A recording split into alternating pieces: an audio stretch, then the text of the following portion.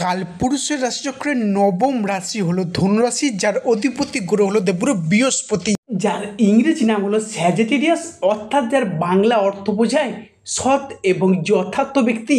এই ধনুরাশির জাতক উপজাতিকারা সর্বদা নিজেদের পরিবার পরিজনদের কাছে সৎ বা পবিত্র থাকতেই পছন্দ করে। তবে সৎ বা পবিত্র থাকার কারণেই অনেক সময় মাঝে মধ্যে বিনা কারণে বদনামেরও ভাগিদার হতে হয়েছে নিজেদের পরিবার পরিজনদের জন্য। ধনুর মধ্যে রয়েছে যে কোনো কিছুকে সহ্য করে নেওয়ার প্রবল ক্ষমতা, মন ভোলানো মধুর ব্যবহারে সকলের প্রিয় মানুষ হয়ে উঠতে পারে এই ধনুরাশির জাতক বা জাতিকারা।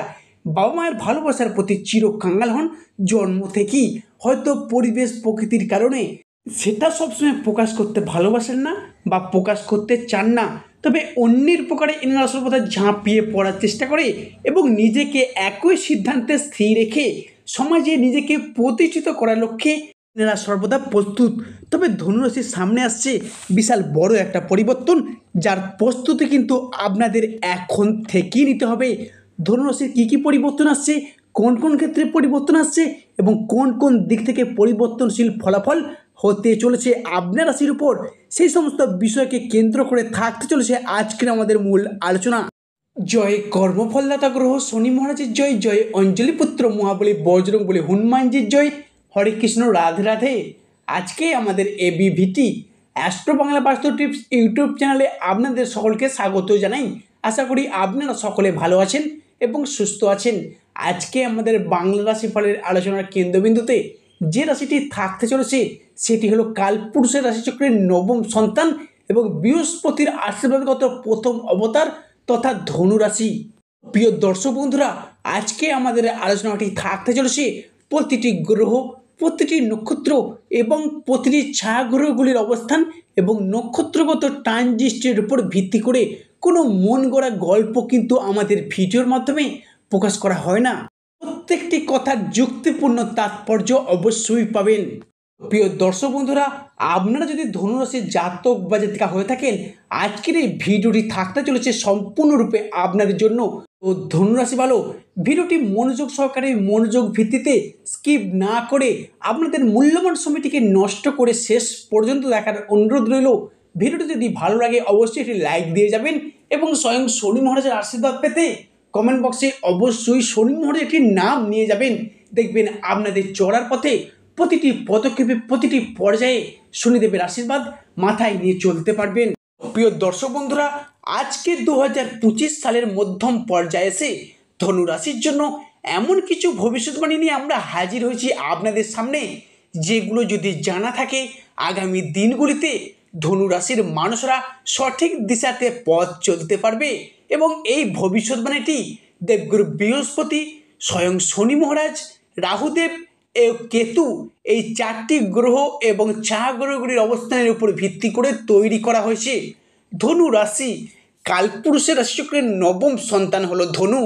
দেবগুরু বৃহস্পতির আশীর্বাদগত প্রথম অবতার মহারাশির নবম ভাবের অধিকারে ধনুর জন্ম, তাই বাবা মায়ের ভালোবাসার প্রতি চিরকাঙ্গাল হন এই রাশির মানুষগুলি। নবযৌবনের প্রতীক হলো ধনুরাশি। ধনুরাশির মানুষরা কখনোই থেমে থাকে না, সময়ের সাথে তাল মিলিয়ে সঠিক সময়ে যদি সঠিক সিদ্ধান্ত নিতে পারে তাহলে ধনুরাশির মানুষরা হবে সবথেকে বেশি সফল এবং রাজা রাজা। ধনুরাশির মানুষরা বুদ্ধির থেকে ক্ষমতাকে বেশি গুরুত্ব দেয়, তাই অনেক সময় বিনা প্রয়োজনে ক্ষমতা প্রদর্শনের ফলে ধনুরাশিকে মাঝে মধ্যে বিপদেরও মুখে পড়তে হয়েছে। তবে এই সমস্ত ধনুরাশির মধ্যে রয়েছে যে কোনো কিছুকে টলারেট করে নেওয়ার একটা বিশাল ক্ষমতা, মন ভোলানো মধুর ব্যবহারে সকলের প্রিয় মানুষ হয়ে উঠতে পারেন এই রাশির মানুষেরা। প্রচণ্ড লড়াকু স্বভাবের মধ্য দিয়ে যান, প্রচণ্ড অ্যাডভান্স ব্যাপারের মধ্যে থাকতে পছন্দ করেন এনারা। বাস্তবের থেকে কল্পনার দুনিয়ায় স্বপ্নের জাল বুনতে বেশি পছন্দ করেন এই রাশির মানুষ। অল্পতে আবার বিচলিত হয়ে ওঠে এদের মন।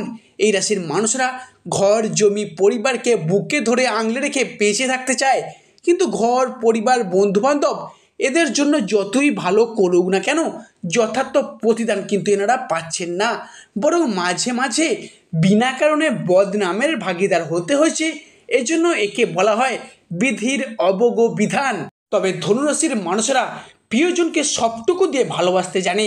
যেহেতু এটি একটি অগ্নিতত্ত্বের রাশি, এনাদের মধ্যে রয়েছে লড়াই করার একটা প্রবল মেন্টালিটি, বা কোনো কিছুকে করবই, করে আমি দেখাবই, এরকম একটা ভাব ধনুর মধ্যে দেখতে পাওয়া যাবে।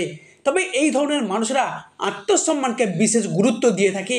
অন্যের উপকারে এনারা এগিয়ে যাওয়ার চেষ্টা করে এবং নিজেকে সর্বদা একই সিদ্ধান্তে স্থির রেখে সমাজে প্রতিষ্ঠিত হতে পারলে ধনুরাশির মানুষরা হন সবথেকে বেশি সফল। নতুন বছর 2025 সালে ধনুরাশির জীবনে কেমন ভালো মন্দ কাটবে, কেমনই বা ফল বয়ে আনবে, আজকের ভিডিওতে আমরা সব বিস্তারে আলোচনা করতে চলেছি। সমস্ত কিছু সহজভাবে সব বিস্তারে সরলভাবে আপনাদের সামনে তুলে ধরাই হলো আমাদের ভিডিওর মূল কেন্দ্রবিন্দু। কোনো রাশির সারা বছরের ফলাফল যদি জানতে হয়, প্রথমে সেই রাশির সাপেক্ষে গ্রহদের গোচরগত অবস্থান আমাদের জেনে নেওয়া প্রয়োজন। যে গ্রহগুলি সব রাশিতে বেশিরভাগ সময় ধরে অবস্থান করে থাকে, সেই গ্রহগুলির রাশিগত বিচার জানা খুবই জরুরি হয়ে পড়ে।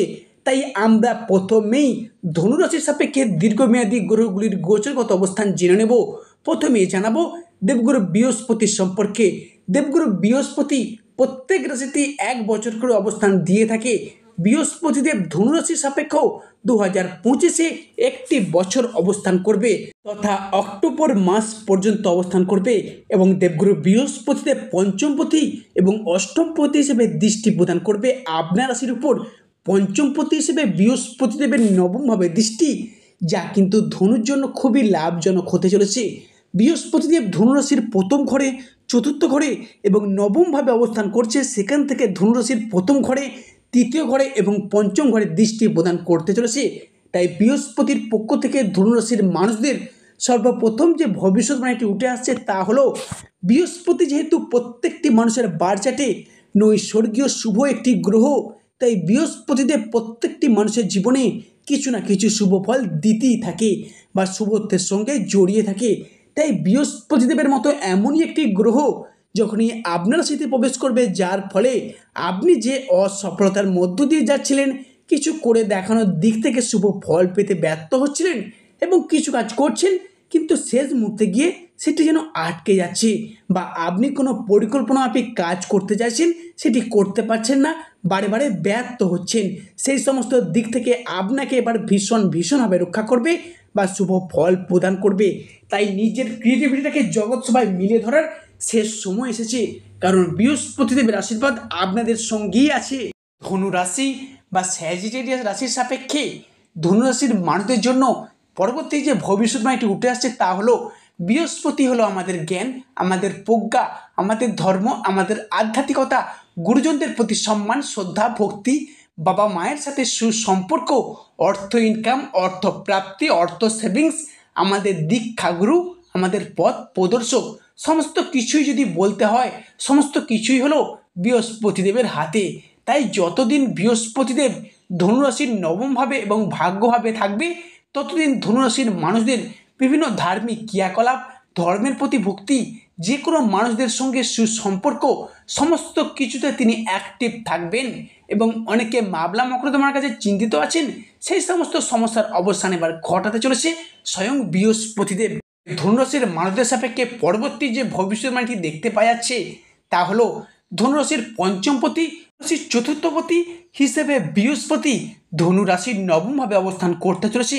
জ্যোতিষশাস্ত্র অনুযায়ী ভাবপতি ভাবকে দেখলে ভাবের বৃদ্ধি হয়। এখানে পঞ্চম উচ্চ শিক্ষার প্রতি এবং অষ্টম গবেষণার প্রতি হয়ে বৃহস্পতিদেব ভাগ্যভাবে বসে রয়েছে এবং উচ্চ শিক্ষার পদে আপনাদেরকে শুভ দৃষ্টি প্রদান করতে চলেছে।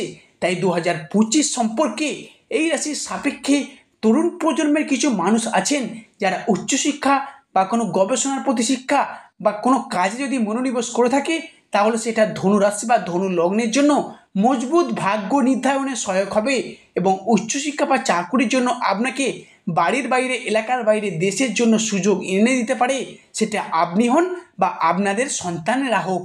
পরবর্তী যে পরিবর্তন আসছে সেটা হলো বৃহস্পতিদেবের পক্ষ থেকে। বৃহস্পতিদেবের পক্ষ থেকে ধনুরাশির মানুষদের পরবর্তী অর্থাৎ চতুর্থ যে ভবিষ্যৎবাণীটি দেখতে পাওয়া যাচ্ছে তা হলো, এই বছরটি ধনুর জন্য বৃহস্পতিদেবের আশীর্বাদ বৃহস্পতিময় হতে চলেছে। বৃহস্পতিদেব এমনই একটি নৈসর্গীয়ভাবে নবম দৃষ্টি, যেটা কিন্তু অমৃত সমান বলতে পারেন। ধনু রাশি হলো বৃহস্পতিদেবের প্রথম অবতার বা বৃহস্পতিদেবের আশীর্বাদগত প্রথম রাশি। সেখান থেকে পঞ্চমভাবে দৃষ্টি প্রদান করছে। পঞ্চম থেকে আমাদের প্রেম, ভালোবাসা ইত্যাদি বিচার করা হয়ে থাকে। তাই যে সকল ধনুরাশির মানুষরা অনেক দিন ধরে নিজের পছন্দের মানুষজনদের প্রেম নিবেদনের কথা ভাবছেন, ভালোবাসার কথা ভাবছেন, তাদের জন্য এই সময়টি কিন্তু দুর্দান্ত সময় বলতে পারেন। তাই পঞ্চমভাবে বৃহস্পতিদেব যতদিন পর্যন্ত আপনার রাশিতে অবস্থান করবে বা দৃষ্টি প্রদান করবে, তাই এই সময়টির মধ্যে আপনারা আপনাদের প্রিয়জনকে মনের কথা বলে দিন। এই সময়টির মধ্যে মনের কথা বললে দেখবেন বৃহস্পতিদেবের আশীর্বাদে আপনাদের জীবনে নতুন অধ্যায় শুরু হবে। এবং অনেকে বিবাহিতজনিত কারণে চিন্তিত আছেন, বিবাহে বাধা পড়ে যাচ্ছিল, তা এবার মিটতে চলেছে দেবগুরু বৃহস্পতির আশীর্বাদে। এর সাথে সাথে বর্তমানে রাহুদেব মীন রাশিতে অবস্থান করছে, সেখান থেকে একাদশভাবে দৃষ্টি দিচ্ছে ধনু রাশি বা ধনু লগ্নের উপর, যার ফলে বেহিসাবি খাদ্যাভ্যাস, যার ফলে আপনার পেটের সমস্যা দেখা দিতে পারে। এদিক থেকে একটু বেহিসাবি খাওয়া দাওয়া করলে সেটা আপনার স্বাস্থ্যের পক্ষেই ভালো হবে। এবং অসামাজিক কথাবার্তা, ঝগড়া গণ্ডগোলের কারণে আপনারা যেন সমাজের কাছে অপ্রিয় পাত্র এবং পাত্রী হয়ে উঠেছেন, সেদিক থেকে একটু সাবধানতার কথাবার্তা বলবেন, দেখবেন সেটা আপনার পক্ষেই ভালো হবে। সর্বশেষে শনি মহারাজের আশীর্বাদ পেতে কমেন্ট বক্সে অবশ্যই শনি মহারাজ একটি নাম নিয়ে যাবেন।